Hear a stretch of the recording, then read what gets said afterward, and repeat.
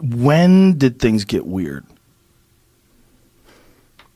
When did you realize, like at what point in time did you say, hey, this is not normal work? Like, this doesn't even seem like it's from this planet. That, I can't tell you what day that occurred on because so much time has gone by, the days have kind of fused into one, and I can't separate the days. Was it a slow burn, or was there a moment of recognition? Well, the first inkling I had was when I came in. There's this facility that is at S4. It's in the side of a mountain. And normally we had pulled in with the bus and gone around the front through a normal double door.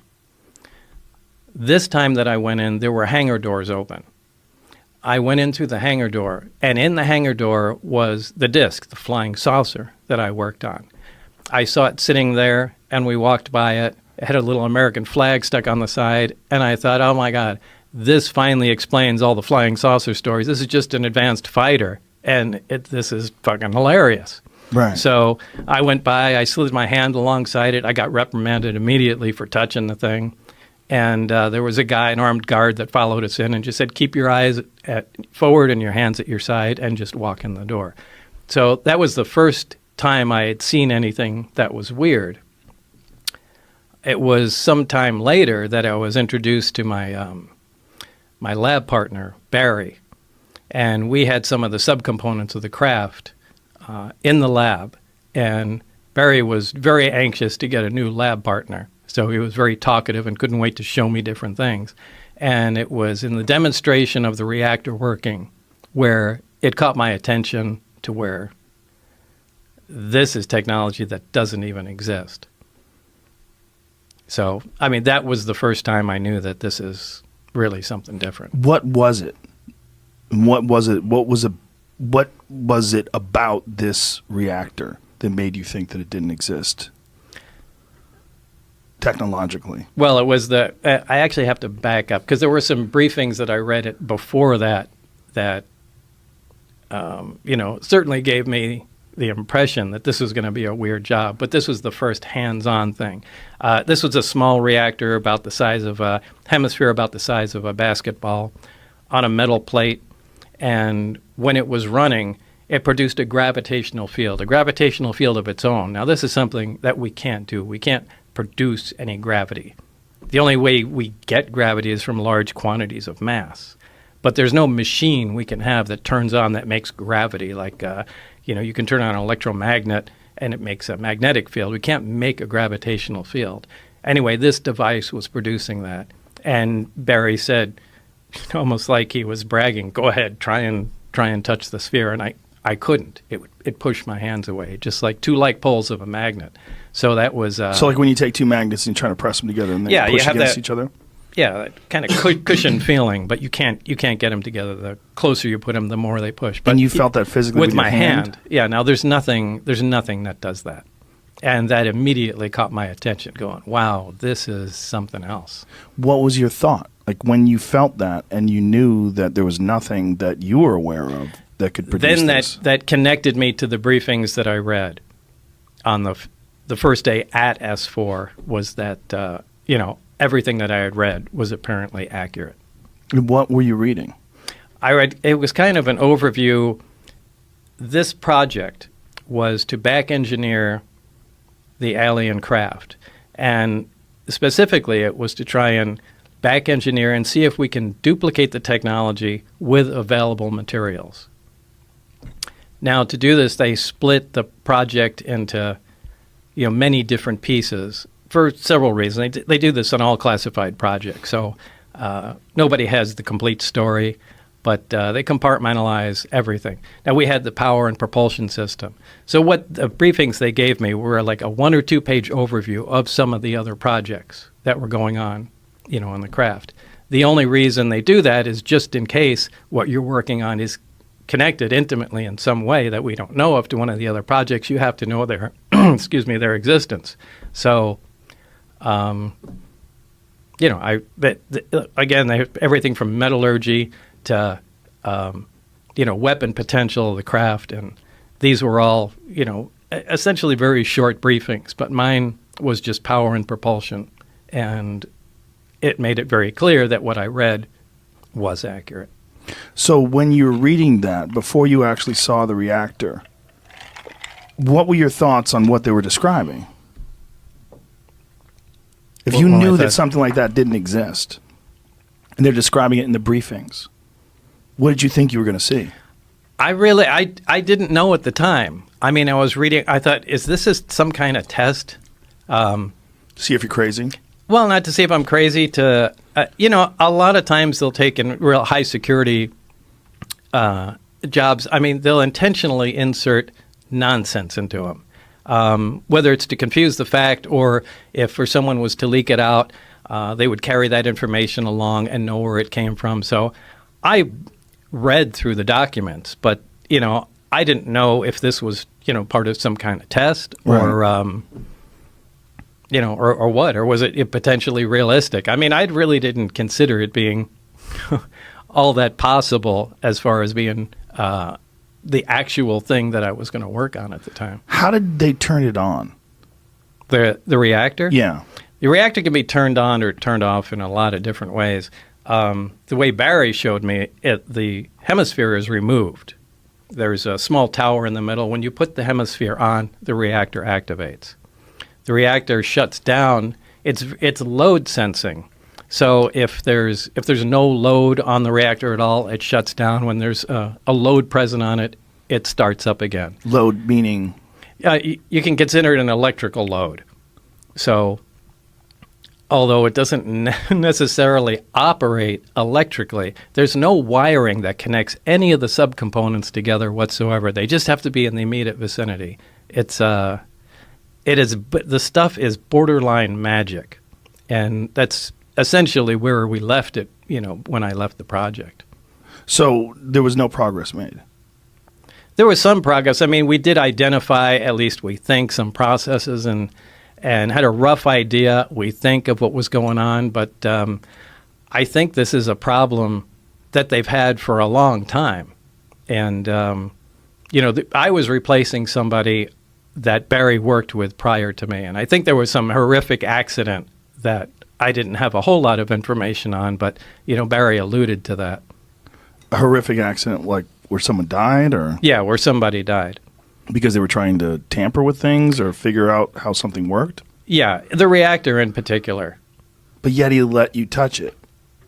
Yeah, I think what they were trying to do was cut into one.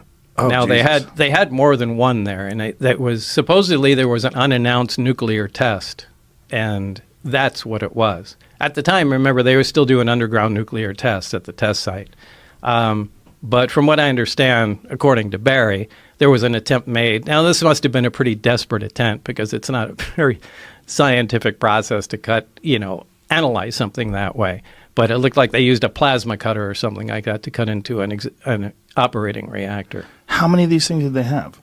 They had nine craft altogether. I only got hands-on with one of them, so I can't really say how the others operated. Did you see the other ones? Yeah. At one time, and only one time, the bay doors that between the hangars were all open, and I could see all the way through. And were they all exactly the same? No, they were all different. Different shapes? Yeah. But they were all from somewhere else? Yeah, absolutely. Now, did anyone make any attempt to explain or to tell you where they came from? No one is the least bit interested in letting everybody know all the facts. They want to give you the minimum information that's necessary to complete your task. So you're not getting the story of where they came from. You're not getting the story of how much progress other people are making. You just focus on the small component. But they gave you some indication that they've been working on these for a while? Yeah. When do you think they acquired these? I really couldn't say. I think they've been around for a while. So they bring you into this room. You see this reactor working. You realize this is nothing that, as far as like the scientific community at current time, has the ability to create. We still don't. What is your life like from that moment on? Is that where everything changes? Because I would imagine the moment you actually make contact with something that's extraterrestrial, whether it's an object or a being, something where you can actually absolutely be certain it's not from here, your whole paradigm, the whole world you live in, is now a different place. Well, this is the only time it became exciting. You know, the rest of the time, it was really an ominous feeling being at work. But at that time, it was exciting. I mean, now I knew we were on the absolute beyond the cutting edge of science. And I was so absolutely excited to be there every single time I was. This was a fantastic opportunity. And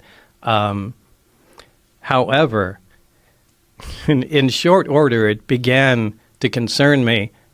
We really have no idea what we're talking about. And the excitement kind of turned to dread at some point, because the amount of power we're dealing with is astronomical. I mean, to affect gravity, to produce the effects like this equipment does, takes huge amounts of power. And I've given the example before of, taking a small portable nuclear reactor and, putting it back into Victorian times, with the scientists of the time, and just dropping it in a room. And they come and look at it and see that it's producing power and wonder how it works. So they start taking it apart. And as soon as they get some of the shielding off, the people are going to drop dead because of the radiation inside. Now, the people have no idea that radiation even exists back then. But anybody that comes in to check on them will also drop dead. And, there's no reason that exact scenario couldn't happen with what we're dealing with. We have no idea how the physics operate within this thing. The power levels are, like I said, astronomical. Like, it's incredibly dangerous to tinker with something like that. And, in some respects, we were guinea pigs. Just try to find out how to make this thing. So they had a series, as far as you surmised, they had a series of different scientists try to back engineer this thing, try to figure out what this thing was, and they would bring in new people and let's throw Bob at it. Yeah. And I don't know how many, but I knew there was certainly one before me, and I knew he died during the analysis of the reactor itself. And you don't know how many have worked on it, and no one gave any indication. This could have been there for 50 years. It could have been there for 5 years. When they're giving you instructions, what are they saying? When they're giving you direction, they're showing you all this stuff. What are they saying? What are they asking of you?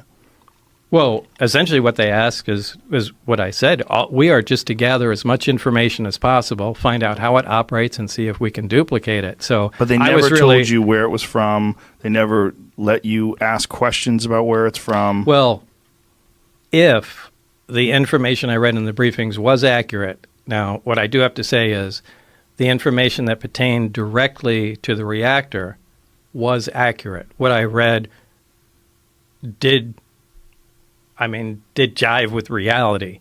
In terms of how? In terms of how it was made, what we saw, how it operated, the materials, how it, turned on, and what was discovered about it. I'm sorry, the migraine is really making it hard for me to think here. Sorry, no, we talked that before the podcast. You tell everybody Bob was getting a migraine. I know you're very stressed out by this, which is one of the reasons why I appreciate you doing this. Where was I already? We were talking about the way you explained it.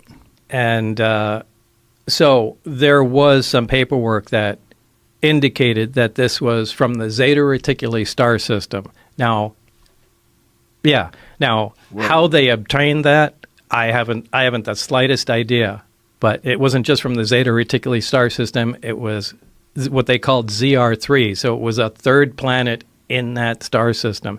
So there was no other information about it other than that's supposedly where the craft came from. Now, is that true? I don't know. I have no way of verifying that. But that was printed in the same materials that referenced the reactor. Now, I looked that stuff up when I went home.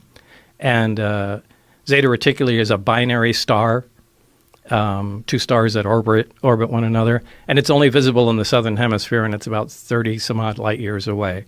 So that's literally all the information I have about that. I don't know how they found out it came from there. And you also probably have some suspicions that they give you some disinformation like you were talking about before, where they would I mean, if you ever decided to talk about this, they added a bunch of nonsense to make whatever is factual look ridiculous.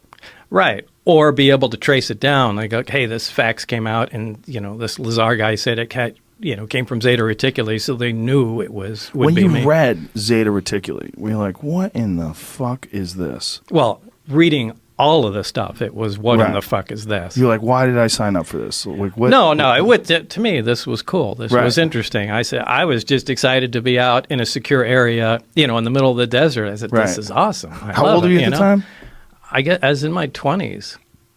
Yeah, so you're probably like totally geeked out. Oh yeah, this was great. I mean, I was excited. So I didn't care. I'm reading through everything, and So you read through all the Zeta Reticuli thing, but then when you see the actual starship with the little American flag sticker on it, well, was that later or before?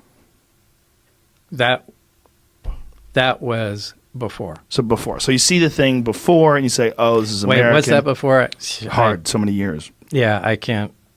Either way, it doesn't matter. The days have fused together. It's so hard to separate what happened in each visit to the Do you remember place. the thought process when you read that it's from Zeta Reticuli? Yeah, it didn't hit me like a ton of bricks or anything. It was just like, yeah, okay. And, You think it was bullshit? I don't know. You just were I like, don't. okay. Now I don't. I mean, because when I Right. read it, I hadn't verified anything, and this was just a bunch of stuff I was reading, and I thought maybe after this they're just going to give me a test and see what I can remember in Right. crazy information, and Right. then it would. But like I said, when I finally went in with Barry, and had hands-on experience with what they were talking about, it took on a completely different meaning. So there's a plate, there's this thing that looks like a half a basketball, and when it's on, you can't come anywhere near it. You can't touch it. Right. What is gravity about that? Like the concept of gravity to most people is gravity is bringing something towards it. Right. Well, I guess you would say it's anti-gravity. Mm-hmm. It's gravity shifted 180 degrees. It's anti-gravity. And did they have any understanding about what could possibly create this effect? Did they have any areas where they'd like you to look into? No, they knew there was a fuel source in it, and they were proficient at making it work. And again, my analogy to something like this is you can drop a motorcycle off in the wagon train days and just leave it with the keys parked outside, somebody's place. Everybody will come around it, and they'll poke and prod, and eventually they'll turn the key, get it to start, and become proficient at riding it. Yeah. But they won't be able to understand what the hell's going on. They won't be able to make the plastic fender, much less anything else. And I think that's exactly the state we were at. We played around with the parts long enough before I got there where they could make the reactor operate, take the fuel out, and know that it makes it work. How exactly what was going on in the reactor remained a mystery at the time. I think we made some progress on what was going on.